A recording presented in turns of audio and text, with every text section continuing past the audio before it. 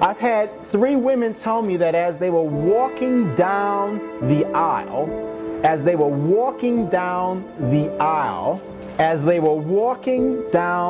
aisle, they knew they were making a mistake. 3 women tell me that.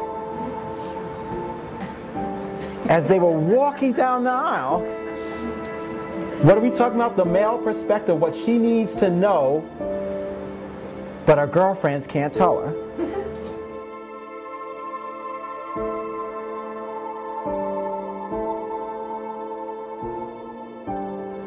So I'm thinking, here we are, we're praying for this lovely young lady that her fiancé will stop being abusive. Think about it. This is going to be the father of her children.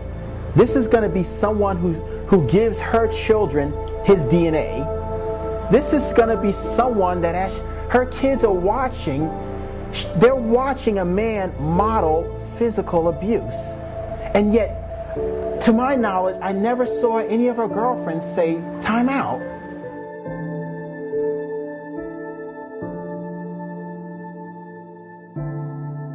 I've had other women contact our ministry and say that they need prayer because they're about to get married and everything's a total disaster. They have no peace about it, but they've already sent out the invitations. They've reserved the room. Perhaps, if unfortunately they've lived together, now they've commingled funds and things have gotten all messy. And you know what's deep? They won't say this, but I know in my heart, if I was to make this statement to them, knowing what you now know, would you still be in this relationship? The majority of them probably would say no. Knowing what you now know, but no one was running interference.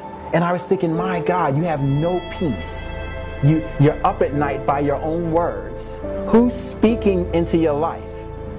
Who's presenting an intrusion in your thought process? Is calling yourself Mrs. So-and-so that important that you're willing to compromise peace?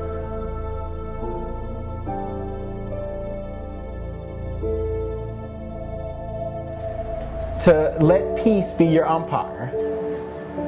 I jokingly say, you know what an umpire does for you sports fans? An umpire says, you're safe or you're out. So if you're at dinner and he starts talking some junk and you ain't got no peace, that's your spirit saying that joker is out.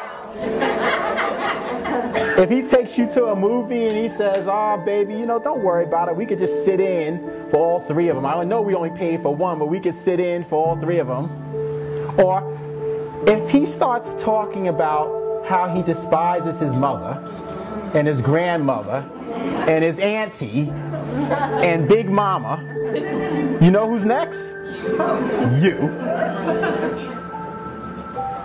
If that man has a track record of an antagonistic relationship with every female in his life, what makes you think you're going to be different?